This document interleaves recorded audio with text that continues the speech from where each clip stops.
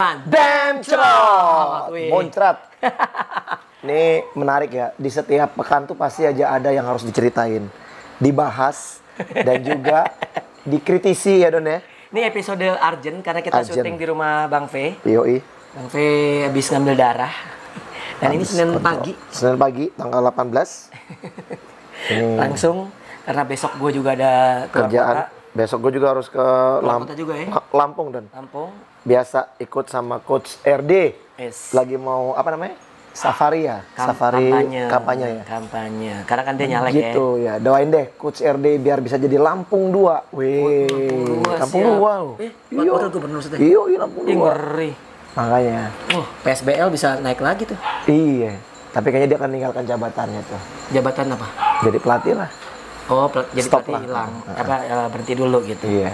Oke Dan, ini banyak permintaan juga mungkin yang udah masuk ke DM kita. Gimana Dan? Lu kan kemarin kan di 4 pertandingan ya? Siaran ya? Hari kedua. Lu ngikutin semua ya? Hari pertama juga sebenarnya gue pasti ngikutin kalau hari kedua kan karena gue kerja. Tapi kalau di hari pertama gue nonton yang rusuh lah ya. Tapi emang hampir pertandingan rusuh sih. Hampir semua pertandingan tuh rusuh. Terjadi smackdown, tonjok-tonjokan. Nah, bukan tonjokan, tonjok. Karena kalau tonjokan berbalas. Betul, nonjok. Tapi luar biasa, maha pemaaf. Nah, kita akan bahas di pertandingan aja. Tapi tiap pertandingan memang ada hal yang menarik untuk kita bahas untuk kali ini. Dan satu lagi mungkin gue juga mau negasin gini Don. Ada juga yang DM itu kan minta untuk mendatangkan wasit ya. Iya. Ya, wasit untuk didatangkan ke podcast kita. Football Medan, Ingan paling itu. Iya, jadi dia enak ngomongnya. Kalau menurut kita ini beberapa wasit sih udah pernah juga mau kita invite ya. Cuma mereka juga karena mungkin ngeri. Ya, lo tahu sendiri lah ya bagaimana dengan federasi juga. Mereka tidak bisa sembarangan juga untuk memberikan statement dan juga klarifikasi di setiap pertandingannya ya. Karena itu akan menjatuhkan kredibilitas mereka sebagai wasit menurut gue ya. Tapi kemarin juga kebetulan gue juga habis Velapan main bola. Ngobrol-ngobrol sama wasit-wasit yang mimpin pertandingan Fun Football kemarin. Kebetulan juga mereka juga wasit-wasit yang pernah mimpin di Liga Pro juga, dan mereka sekarang sudah tidak bertugas. Dan ya kita banyak sharing juga, dan beberapa poin-poin memang mungkin ada juga harus diketahui netizen ya. Bahkan juga mungkin ada kondisi yang terjadinya handsball yang ketika pendekar main lawan apa itu? Lawan BTS ya, yang akhirnya terjadi tocok-tocok gitu ya. Nah ya di situ yang pernah kita bahas sebelumnya pekan lalu bahwa ada handsball, ada ball to hand ya. Jadi mungkin nanti itu kita bahas nanti secara spesifik lah. Bahkan gue ada law of the game-nya, pasal berapanya gue ada. Nanti tinggal gue tanya sama wasit juga. Kebetulan dia posting terkait dengan dia nge-repost apa yang video pertandingan Portugal Argentina juga. Iya, oke. Jadi kita akan bahas di pertandingan. Sebetulnya ini pertandingan yang lagi-lagi pendekar selalu menyulitkan tim-tim besar. Dan di sini semakin terlihat ya. Bahkan kalau kita baca komentar di akunnya pendekar, di akunnya galeri Bolalop, menunjukkan bahwa kapasitas pemain asingnya pendekar memang di bawah rata-rata pemain asing yang ada di Indonesia.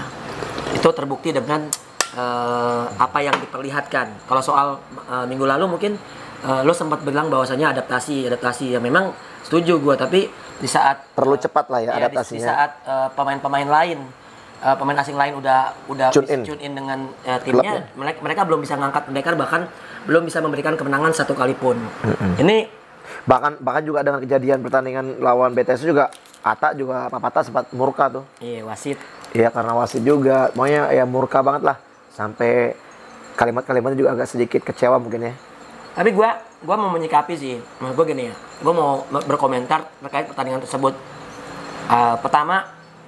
Babak pertama 0-0, lalu babak kedua itu banyak momentum-momentum yang lucu. Rio Pangestu sama Samuel Eko, pada saat Samuel Eko menahan bola dengan tangan, umpan karena dia mikir belum ini dia nih. Jadi kita lihat, nah malah ditangkep set piece-nya gitu. Ini kan seharusnya kartu. Kartu dong. Karena kan itu kan open play gitu. Nah, ini menarik. Bisa diperdebatkan lah keputusan wasit lah. Pertandingannya itu Rio Pangestu, Adit sama Firman dibalas gol Saifullah sama Bagas Wijaya. Tapi yang menarik adalah pada saat detik terakhir, pada saat melakukan power play Pendekar, itu terjadi situasi Adit itu terkena tangannya. Nah, secara law of the game yang diberikan, nih ini gua sambil bacain, nanti ntar gua berusaha untuk tongolin. Jadi gue dapet dari salah satu wasit, gue minta ada law of the game lah. Gue bilang gitu, ada law of the game dong. Gue bilang nih. Jadi itu memegang bola untuk tujuan nah ini nanti gue susah gue zoom lagi. Nah, jadi sudah benar itu merupakan natural pemain bertahan sliding bola tangan sebagai penopang. Jadi tangan itu sebagai penopang, mengganti kaki lah ibaratnya. Pasal 11 tendangan pelanggaran perlakuan tidak sopan tentang handball. Nah, ini pasal 11 law of the game-nya. Nanti akan gue tongolin di situ. Nah, ini yang menarik sebetulnya keputusan dari wasit. Kalau nggak salah wasitnya wasit Palu, si Riki kalau nggak salah. Sulawesi Tengah. Itu yang gue kecewa adalah pada saat dia bilang VAR, ya. Video support. Pada saat video support itu kan Dieguinho, Sauki, Ya, protes. Samuel, bahkan Iqbal kayaknya ada di layar gitu. Pokoknya pemain BTS itu nyamperin coba wasit. mempengaruhi. Iya, nyamperin wasit. Bahkan Dieguinho yang pertama Iya, marah-marah itu tuh. ya mungkin harapan mereka udah dong selesai, kan udah selesai gitu. Pertandingannya.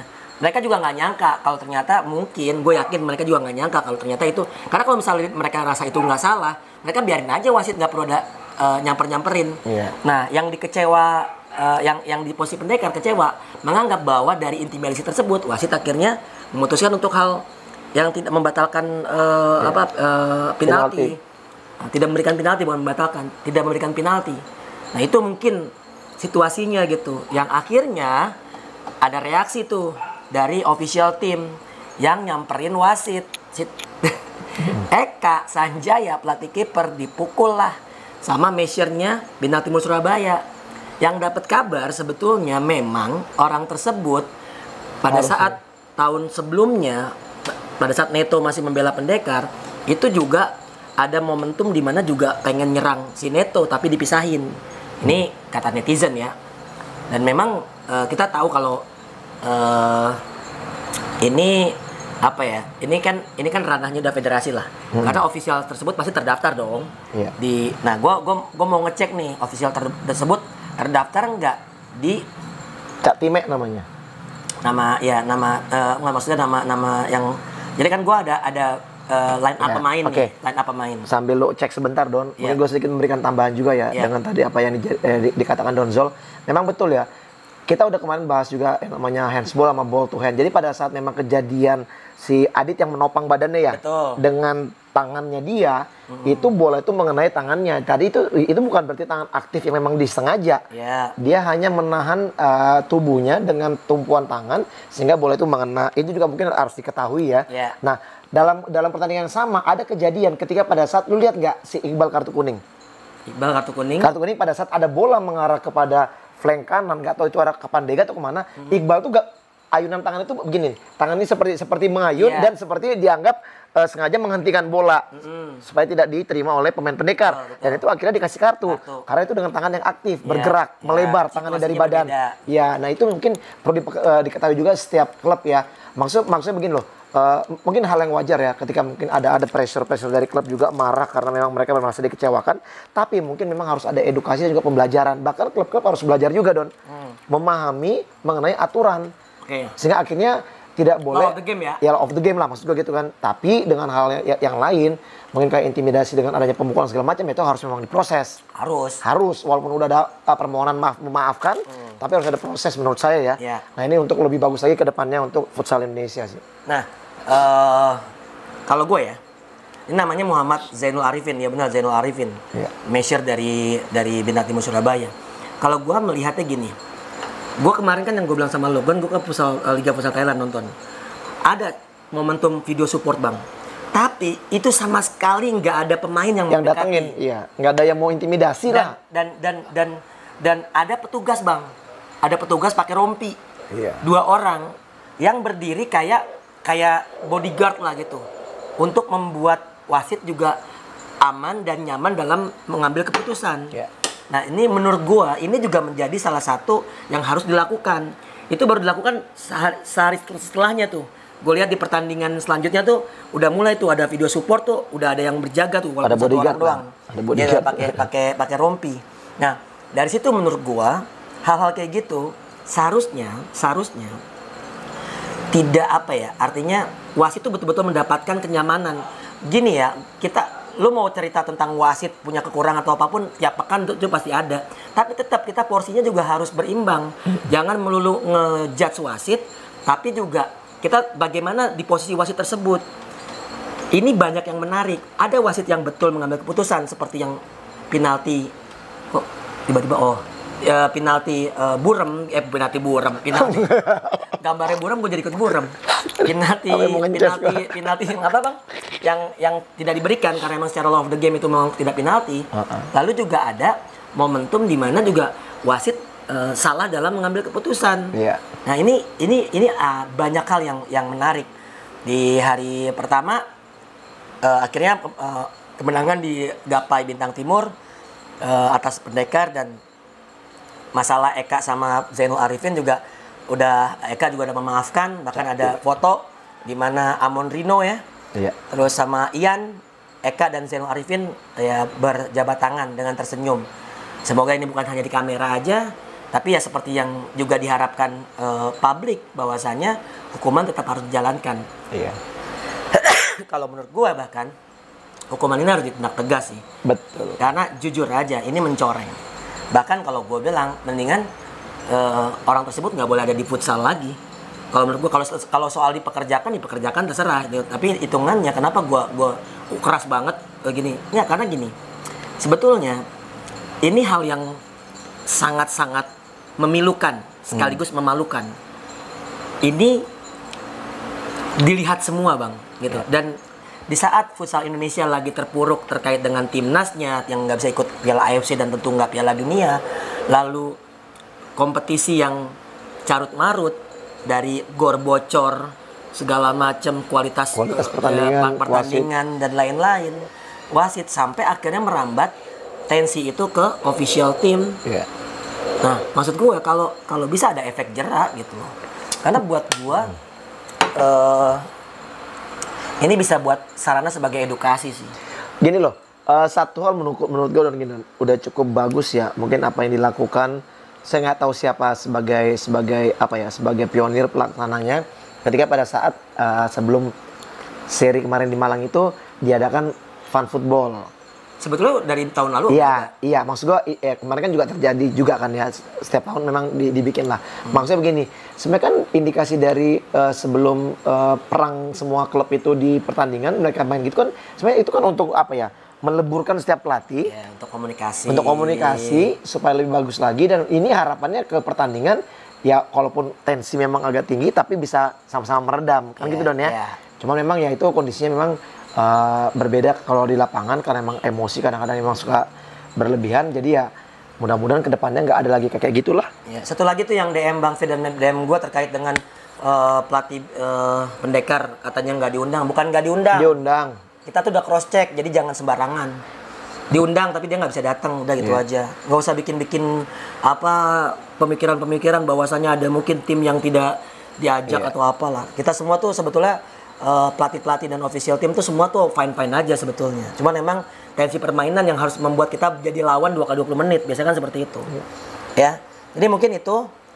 Dan yang pertama udah langsung panas aja. Itu dari pertama ya. Iya. Kedua pertandingan antara ini juga rame. Terkait dengan videonya itu dikomparasi dengan video Argentina lawan Portugal di Piala Dunia kemarin. Yang situasinya hampir sama. Ya, hampir sama. Lalu ada comeback-nya Unggul FC Malang setelah kalah 2-0. Sempat tertinggal 2-0 dari gol Ivan Maulana. Nih Ivan Maulana layak banget menurut gua. Dicoba di timnas.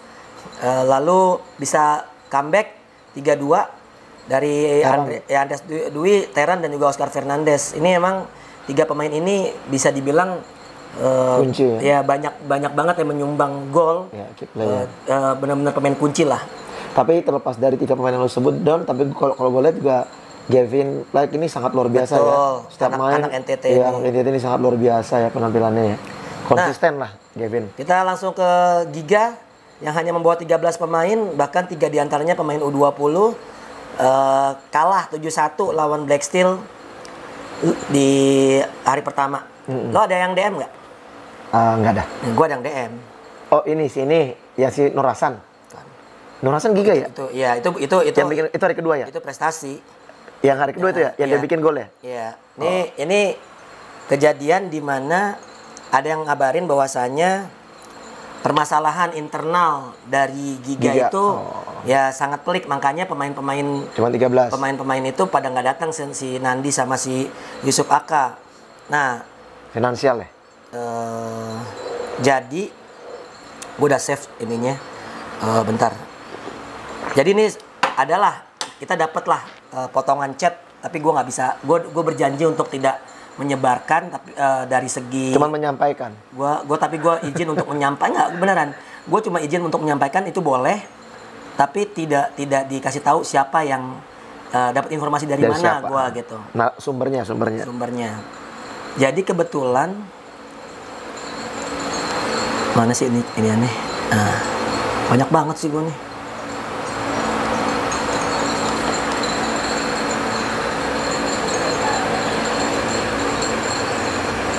Jadi, oke.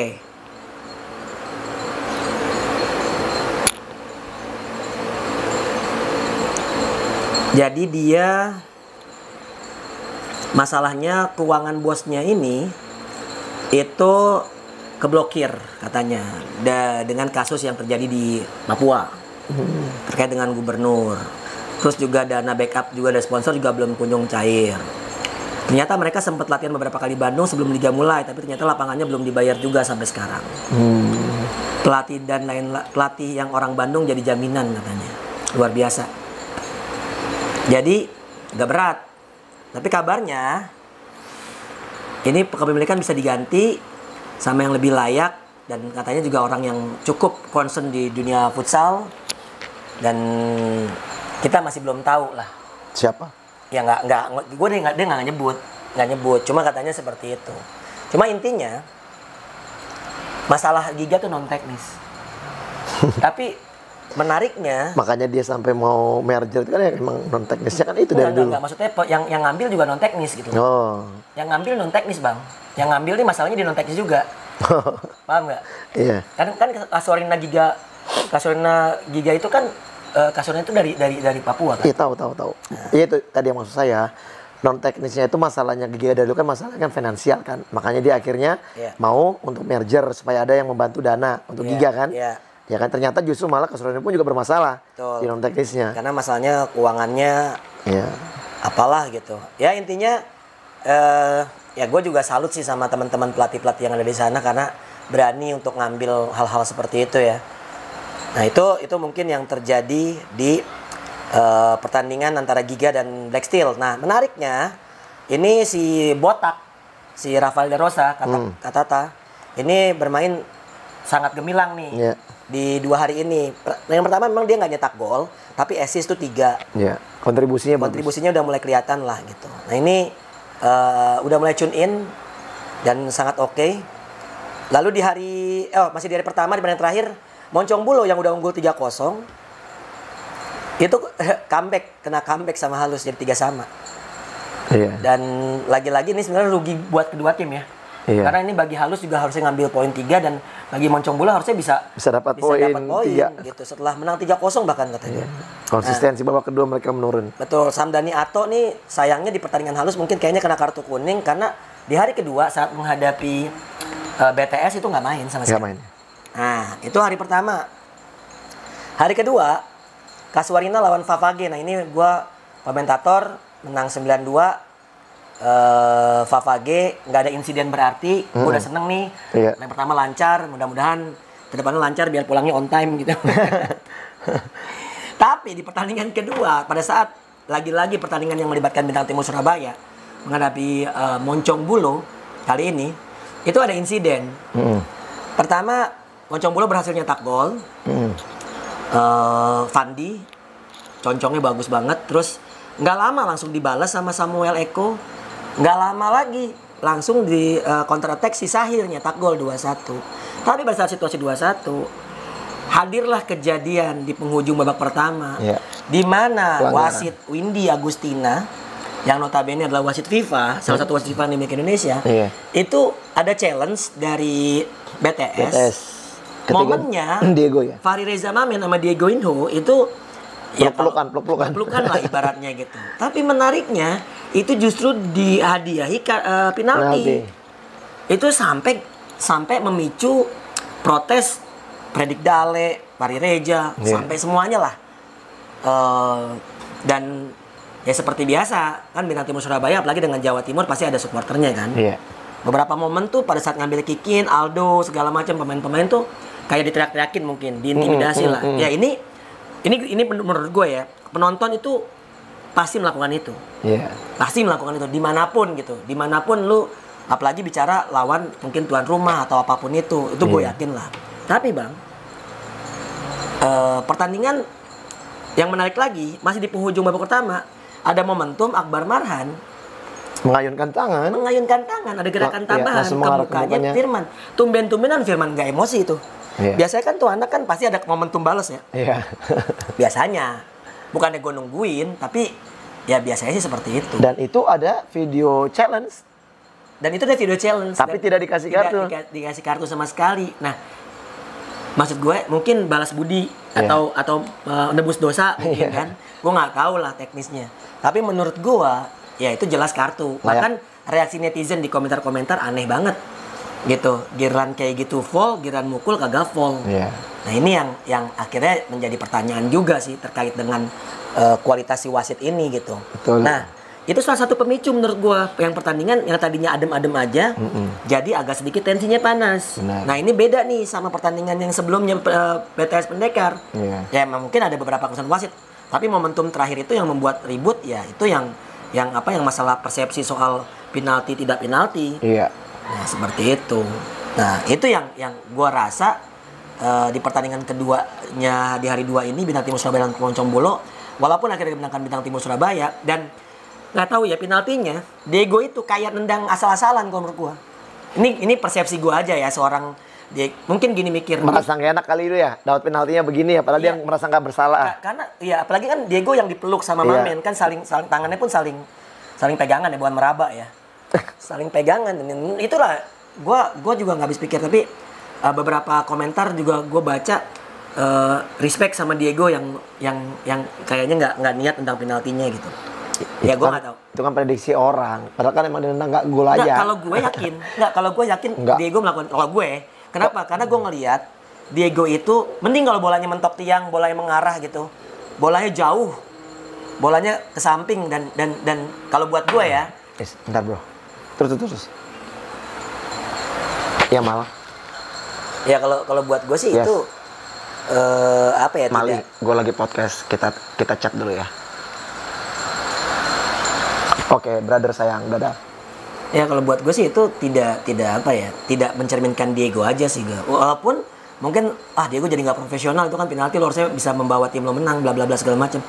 Mungkin Diego juga yakin tanpa harus gol dari penalti tersebut Bintang Timur Surabaya seharusnya memang secara kualitas bisa memenangkan pertandingan dengan cara yang normal tanpa harus ada keputusan-keputusan wasit yang gini ya. Kalau misalnya ada statement bahwasanya wah ini mah gara-gara pemiliknya manajer timnas apapun segala macem. Gue nih pribadi kalau gue jadi Mas Dimas gue lepas tuh jabatan manajer timnas. Tahu nggak kenapa? Biar nggak ada kecurigaan orang. Iya, karena apa? Jadi konflik of interest kan. Nah ini juga pengen gue sikapi beberapa kali gue udah bicara dari zamannya dulu waktu saat Biang Bola manajernya Pak Cembi ketua BFN timnas Famos, itu lalu Pelindo dulu PLN ya kan Pelindo PLN lalu juga Famos terus akhirnya sekarang ke Bintang sempat juga SKN waktu yang Putri ya buat gue ya itu tadi akhirnya apa ada konflik of interest di sana kalau misalnya kita masih pakai bapak asuh untuk manajer timnas bukan salah Mas Dimas juga dia keluar duit loh jadi manajer timnas ternyata. Iyalah memang gitu. Yang mau keluar duit lah yang disuruh jadi manajer timnas Don. Itu dia maksud gue agak miris kan. kalau seandainya lu tidak melakukan apapun terkait dengan hasil pertandingan, tapi lu dituduh cuma gara-gara jabatan lu yang membantu timnas futsal Indonesia, ya buat gue mah gue juga kesel lah. Kalau menurut gue ya, cuma lu kalau nggak punya bukti bahwasannya ada indikasi permainan wasit dengan tim yang bertanding, ya lu nggak bisa statement seperti itu karena bahaya lu. Lu kalau misalnya orang itu itu bisa UITE bang. Itu bisa dilaporkan. Bisa dilaporkan perbuatan yang tidak menyenangkan karena lu kalau lu punya bukti ya iya lu punya screenshot chat antara wasit dengan siapa segala macam bla bla bla, dan gue yakin kalau gue percaya itu nggak ada. Hanya kalau soal rasa sungkan atau apapun gue nggak tahu kalau itu ya kan. Itu bisa aja terjadi kalau misalnya rasa sungkan dan lain-lain. Tapi sekali lagi pertandingan ini sebenarnya seru. Moncong Bulo juga gue salut. Sebetulnya mainnya pragmatis, tapi tidak bisa mempertahankan keunggulan aja sih. Emang BTS-nya gila sih. BTS-nya juga gila. Kalau gue lihat dari segi ini ya kedalaman squad sih Don ya. Kalau BTS kan kedalaman squad kan bagus ya. Mereka merubah pemain pun juga dalam paketannya juga tetap konsisten lah. Betul. Dengan strategi yang dimau oleh pelatihnya. Sementara kan kalau kita bicara Moncong Bulu ini kan mereka kan baru naik dan juga banyak pemain muda juga sebenarnya ya. Asian anak Makassar, dan keuntungan dari Moncong Bulu ini mereka mayoritas anak Makassar. Yang mereka punya moto Sirina Pace itu. Tidak mau gampang untuk menyerah. Nyatanya kan memang dari segi pengalaman experience mereka kurang walaupun udah unggul, tapi nyatanya mereka bisa dikejar gitu dan. Terus sama satu lagi mungkin permasalahan yang agak sedikit pelik bagi tim dari Moncong Bulu ini kan emosi ya biasanya kadang-kadang ya. Emosionalnya ini yang mungkin harus tetap dikontrol.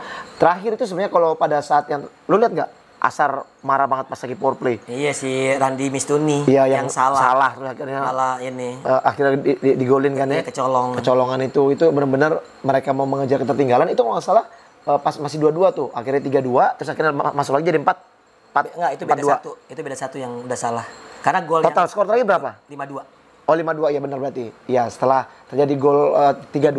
Ya kan ada gol Iqbal. 3-2 terus mereka power play terus akhirnya malah kebobolan lagi karena kesalahan itu. Itu gila, itu murka banget tuh Asar. Depan muka lagi, depan bench soalnya.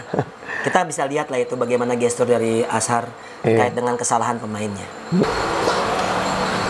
Nah, kita tinggalkan Bintang Timur Surabaya menghadapi Moncong Bulu. Halus FC menghadapi Black Steel. Ini jujur keren banget Black Steel mainnya.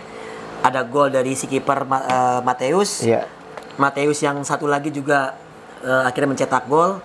Katata juga mencetak gol yang sangat oke, melewati 3 orang pemain dengan syuting yang sangat keras. Tapi emang gol pertama dari Evan tuh yang meruntuhkan halus menurut gua. Karena golnya sangat mudah, bola bawah nggak terlalu keras. Evan pun nendang pakai kaki bagian dalam. Dan Junaidi saat itu yang kiper yang gede nggak mampu untuk menghalau bola, dan itu menurut gua itu yang gestur dari Yola pun kecewa sih dengan bola yang terlalu gampang masuk ke gawang di awal-awal babak pertama lah. Jadi kalau kita bicara bagaimana proses kemenangannya, Black Steel sangat oke. Paketan Evan, Anca, Ronald, Rumbiak sama satu lagi, dia line up pemain pertamanya. Jadi itu benar-benar oke sih menurut gua mainnya. Paketan keduanya juga nggak kalah oke. Najib, Peter, sama Mateus itu juga bisa dibilang sangat baik. Nah, Samuel Amos ya. Jadi Ronald Rumbiak Bonai, Evan, Ardian Sanur dan juga Samuel Amos tuh keren banget. Yang kedua Najib, Peter, bukan Peter Marcel ya, Peter, terus Katata sama Mateus itu juga bisa dibilang kekuatan baru lah. Nah, ini menarik lah untuk kedepannya akan seperti apa Black Steel Manokwari. Kalau lo nonton nggak pertandingan ini? Yang Black Steel? Lo lagi sakit ya ini? Enggak, itu pas sore kan, V8 main kan? Iya. Pas lagi V8 main itu saja nggak nonton. Saya terakhir nonton itu pas yang Moncong Bulo ya. Moncong Bulo sama Black Steel itu. Iya. Itu gue masih nonton. Terus yang match terakhir, yang 2 match terakhir, Pendekar sama yang apa yang terakhir satu lagi? Pendekar sama ini kan, sama Unggul. Unggul lah itu saya nggak nonton. Nah, lalu juga Favage yang menang 9-2. Tapi ya kejadian di hari kedua pada saat anak-anak Moncong Bulo ngejar-ngejar penonton, itu emang sempat mendapatkan highlight ya, karena emang ya gue yang gue bilang tadi ya, momentum mereka diintimidasi, tapi sebetulnya gue sempat ngomong tuh bahwasanya sebagai pemain lu nggak perlu terpancing emosi sama penonton gitu. Ya kecuali kalau lu udah keluar ketemu ya itu urusan lain gitu loh. Itu yang menurut gue sangat disayangkan lah. Lanjut, ini pertandingan si Black Steel sama Halus menang 5-1 Black Steel. Halus sempat memperkecil ketinggalan dari Ahmad Fadila kalau nggak salah. Tapi ya Matius pemain sama Samuel Amos nambah gol, apalagi power play kan bukan power play, si Rodrigo Matius nih yang kiper nih ngangkat bola pada saat kiper tuh nggak dalam posisi yang tepat gitu. Sangat pinter dan sangat seru banget pertandingannya sebetulnya. Walaupun skor 5-1 ya. Dan pertandingan terakhir Bang, unggul menang 2-1 atas babak pertama menang 2-1 atas Pendekar dan imbang 3-3. Seru ya. Hat-trick Suban Faidasa. Ada kejadian menarik juga sebetulnya pada saat momentum ada handsball di depan bench, lalu nggak dikasih. Bench siapa nih? Benchnya Pendekar nggak dikasih. Yang handsball tuh si unggul. Kesel tuh Pandega. Ada momentum bola mengarah ke si Anton Cahyo, dihantam Anton Cahyo. Pandega dapat intimidasi dari penonton. Rame lagi tuh sempet tuh. Pandega sampai nunjuk penonton lagi. Aduh, gua sampai puyeng tuh. Gua puyeng bukan gua nggak mau ada keributan doang, tapi gua nggak mau pulang terlalu malam. Iya. Waktunya makin nambah dan. Iya, karena kan dibayar bukan per jam. Ini kan gua per pertandingan ya. Tapi ya pertandingannya luar biasa. Salut sama Pendekar dengan materi pemain lokalnya, tidak salut dengan pemain asingnya. Apalagi Reza Hossein-Pour juga kena kartu merah, baru lepas dari masa hukuman akumulasi kartu, kena kartu lagi. Dan power play-nya juga oke. Pandega sama Saifullah menjadi otaknya dalam distribusi bola. Efrinaldi, Yogi Saputra dan Suban juga mampu membuat perbedaan dari segi finalisasi. Sangat luar biasa. Salut buat Coach Farhad, power play-nya. Sedangkan untuk Unggul FC tentu sebuah kerugian karena mereka main di kandang, mereka gagal sapu bersih 6 poin. Tadinya mereka hari pertama mereka comeback dari kalah 2-0 jadi 3-2, sekarang di comeback sama lawannya jadi imbang, dan itu jadi anyep ya. Karena kan itu kan penutupan. Ada yang terakhir jadi anyep aja gitu. Sayang banget kan seperti itu. Nah, itu mungkin kalau terkait pertandingan di hari kedua. Kalau lo lihat sendiri Bang, pertandingan hari kedua yang menarik minat nonton lo gimana? Kalau lu nanya yang menarik untuk saya tonton ya, karena gue nontonnya cuma di partai yang pertama Black Steel Bintang Timur lawan ini ya cuman itu, karena yang sebenarnya gue nggak nonton lagi kan. Gue nggak nonton karena satu kan ada di hari Minggu juga agak susah untuk nonton. Tapi kalau ngelihat dari dari hasil skor ya pasti cukup menarik ya. Cukup menarik, apalagi yang terakhir tuh. Yang terakhir itu sangat menarik menurut gue sih. Pertandingan yang sangat berkualitas, dan ini memang perlu selalu dipertontonkan hal seperti ini ya. Hal-hal positif dalam pertandingan justru yang harus kita sikapi, jangan justru malah intrik-intrik yang di luar dari konteks futsalnya. Iya, drama-dramanya ya memang pasti ada. Cuman ya kalau bisa jangan terlalu lebih banyak dikedepankan gitu. Iya. Ya karena futsal sendiri sebenarnya dapat sorotan, kita ini lagi terpuruk secara prestasi di timnas. Terus juga kita tahu bahwa kita nih jalan di tempat dari segi penyelenggaraan kompetisi. Tapi Don, lu baca nggak Don itu yang komentar Papata yang di sosmed, di Instagram, yang begitu marah ngamuk ketika pada saat timnya merasa dirugikan? Komennya di mana? Oh, ada banyak. Iya, wasit kan, kebanyakan kan wasit kan. Wasit ya. Ujung-ujungnya juga mempertanyakan juga ke federasi juga bagaimana kualitas segala-segalanya lah. Iya. Itu cukup menarik ya. Jadi gini loh, kalau kita lihat sebenarnya begini, kalau emang semua netizen ini berbicara permasalahan, mungkin ada yang diberikan istilahnya privilege gitu loh Don ya. Nyatanya juga enggak kok, ya kan ya. Kalau berbicara misalnya, gue nggak tahu juga nih, kemarin pada saat gue main bola itu, salah satu wasit yang gue ngobrol-ngobrol juga ngomong juga, ini bukan gue ngomong ya, bukan juga gue lempar bola panas, enggak. Wasit itu mungkin karena juga dia udah nggak dipakai lagi di wasit 3 Pro, dia akhirnya ngomong ceplos-ceplos. Dia bilang gitu. Dia juga melihat, katanya sering mengikuti bahwa rata-rata klub-klub besar, ya terutama terutama BTS, itu selalu dibilangnya mendapatkan keuntungan dari referee, gitu Don. Keuntungan keputusan. Yes, itu yang dibilang. Tapi kalau menurut gue begini, kalau kita berbicara masalah bagian-bagian dari kepentingan di federasi sendiri, oke, kalau misalnya maksud dari ngomong itu karena Mas Dimas orang manajer timnas. Tapi kalau misalnya berbicara Atta pun sendiri, dia juga ada orang di federasi juga. Atta Exco. Iya kan? Dia juga sebagai exco di federasi. Nah, kalau kita berbicara masalahnya beberapa pihak yang diberikan privilege, kalau menurut gue sih mungkin nggak juga. Mungkin ini murni masalah SDM aja, Don. Menurut gue, Don. Kalau memang itu kesalahan dari wasit ya, masalah SDM, bukan justru karena mungkin berpikir si A si B lebih penting daripada si yang lain-lainnya, enggak. Tapi ini masalah sumber daya manusia aja sih. Nah, ini solusinya sih menurut gue seperti yang pernah gue utarakan di video-video sebelumnya, bahwasanya menurut gue harus ada refreshment. Di sepak bola udah ada wasit asing, ya kan? Tapi bukan berarti gue suruh untuk wasit asing. Gue gak ada masalah wasit lokalnya, tapi ada wasit asing yang mendampingi atau memberikan apa ya namanya kayak referee asesor lah. Asistensi. Iya, betul. Asistensi. Jadi ada namanya referee asesor kalau nggak salah. Jadi mereka yang akhirnya memberikan tugas-tugas tambahan atau pengertian-pengertian bagaimana apa yang harus dilakukan seorang wasit. Bahkan ada refreshment seharusnya kan sebelum katanya sih, gue nggak tahu tahun ini ada refreshment apa enggak. Tapi intinya perbaikan ini harus juga bisa dikasih lihat ke halayak ramai bahwasanya federasi dalam hal ini sebagai operator kompetisi menunjukkan keseriusannya dengan memperbaiki kinerja wasit, yaitu kita mendatangkan wasit asing untuk menjadi referee asesor, melakukan refreshment sebelum kompetisi dimulai, melakukan refreshment lagi pada saat kompetisi istirahat, dan itu juga selalu ada wasit yang referee asesor itu yang setiap di seri-seri yang memang dijalankan. Betul. Supaya apa? Supaya kepercayaan. Ini trust issue ya, Bang. Karena gini, menurut gue, kenapa akhirnya jadi banyak yang protes? Karena kepercayaan terhadap wasit udah mulai berkurang. Bener gak? Iya. Bukan salah wasitnya, bukan salah official timnya atau siapapun.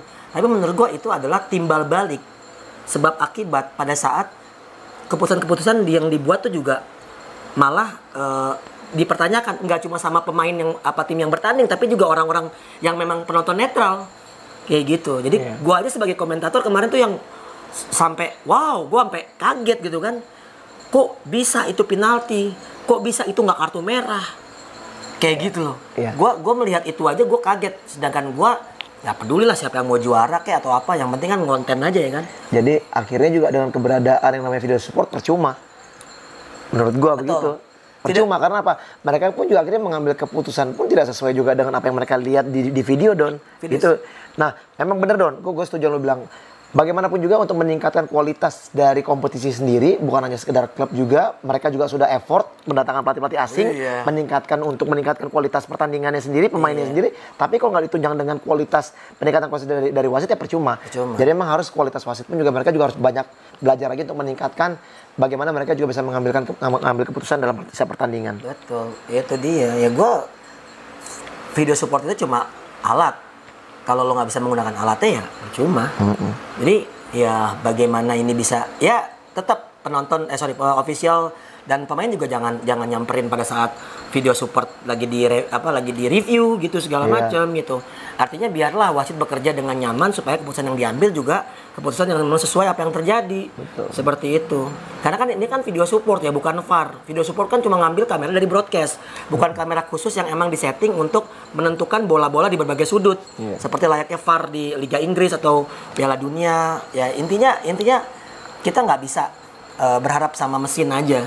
Tapi juga kualitas manusianya juga tetap harus diangkat, dan bukan salah wasit kalau wasit tidak mendapatkan knowledge tambahan. Bener dong? Betul. Ya, lo jangan nyuruh orang melakukan sesuatu yang di luar kemampuannya. Bener gak? Iya. Ya, jadi ya sekali lagi kita nggak berpihak ke siapapun, kita juga sangat aware dengan apa yang terjadi sama perwasitan. Mungkin juga kadang-kadang juga secara payment mungkin juga beda, mendingan Sabtu Minggu di kota masing-masing, tensi nggak tinggi tapi duit aman, gitu kan. Tapi kan ini panggung, siapapun pengen ada Liga Pro. Bahkan kemarin juga salah satu pelatih, ya Kinantan lah sebut aja, Yoga gitu kan, dia, Bang makasih udah speak up soal kejadian yang Kinantan segala macem, karena saya dibilang jangan kebanyakan protes, padahal baru kali ini saya protes. Ya itulah, kalau kita ada di dalam, itu kita ditekan untuk tidak bisa speak up dengan apa yang kita rasakan. Iya. Ya enaknya kita kayak gini di luar, nggak ada yang nyentuh kita juga kan segala macam. Selama kita Nggak ada kepentingan juga. iya, kita nggak punya kepentingan, kita nggak memihak siapapun, ya enaknya gitu. Dan kita menjadi salah satu media terpercaya setidaknya bagi orang-orang yang mau tahu apa yang menjadi sudut pandang kita. Sebagai kontrol lah. Ya seru sih sebetulnya, seru gitu, karena weekend tuh kayak waktunya orang nge-DM kita untuk laporan apa yang terjadi. Iya. Jadi kayak kantor polisi. Menunggu laporan. Kalian mah enak ya, tinggal ngelempar-ngelempar apa aja terus kita ngebahas. Tapi oke, selama hal itu positif kita oke. Kecuali Iya. kalau misalnya lu coba-coba untuk memanfaatkan kita, Mau mengadu domba kita ya. membuat kita bentrokan Bentrokan. dengan beberapa pihak. Kita nggak kayak yang bang tuh kok pelatihnya Pendekar kagak diundang mini soccer, ya elah ngapain kayak gitu ya diadu-aduin.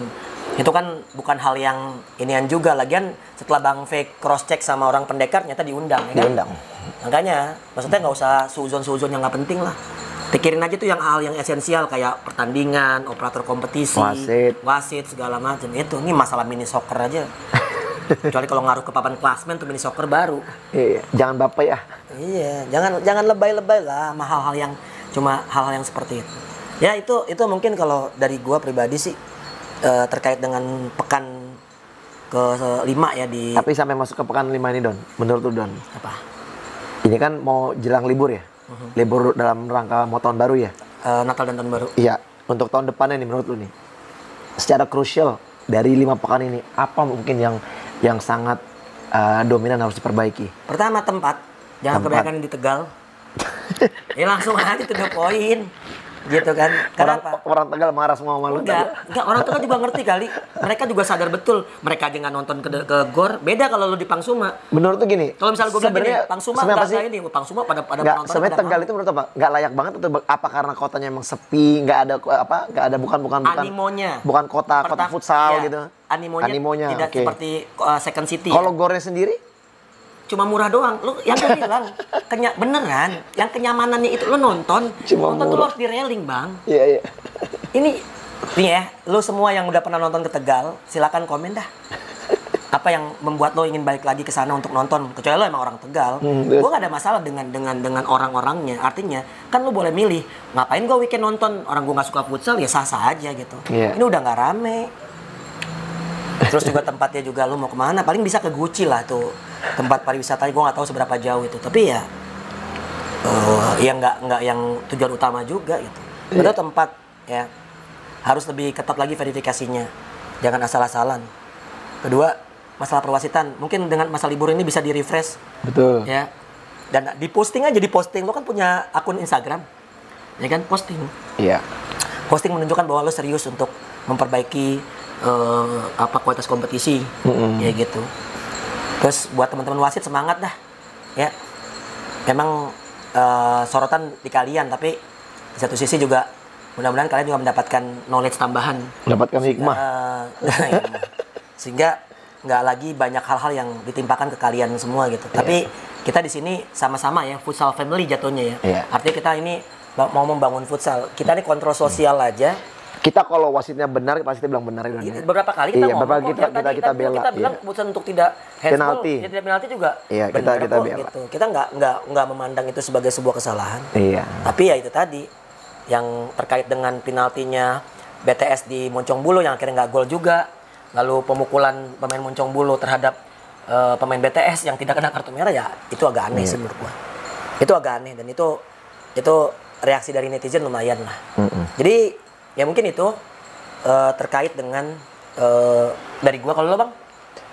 Gue pikir cukup ya. Udah lumayan kita bahas untuk masalah-masalah yang terjadi di pekan 5. Ya harapannya nanti pada saat selesai nanti libur Natal tahun baru ini ya semuanya lebih refresh lah. Lebih refresh maupun referee maupun juga klub-klub.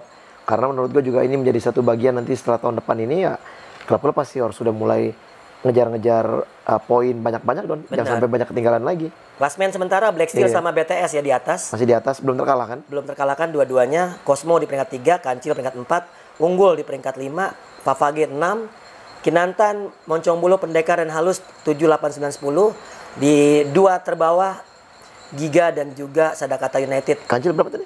Kancil peringkat 4. 4. Ya, dan semua tim sudah bermain 7. 7 kali. Jadi sama nih semua dan ini akan sangat menarik di nanti seri Pangsuma kita nggak usah bahas karena nanti kita bahas nanti di video yang selanjutnya. Selanjutnya aja. Ya. Mungkin itu aja. Itu tanggal berapa, Don? Januari tanggal berapa? 5 atau 6 nggak salah. 5 tahun 6 ya? Oh, berarti kemarin ini pekan 5 udah terakhir ya? Betul. Oke. Ya, itu aja mungkin dari kita. Jangan lupa like, comment, share, dan subscribe YouTube channel Feyenoord Tua Barat. Ya, dan juga jangan lupa juga follow Instagramnya Coach Donzol, @Donzol. Dan juga Coach Feyenoord Tua Barat, Feyenoord 8 Official. Gue Doni Zola. Gua Fenar, Mr. BM Tua Barat. Bam! Trot!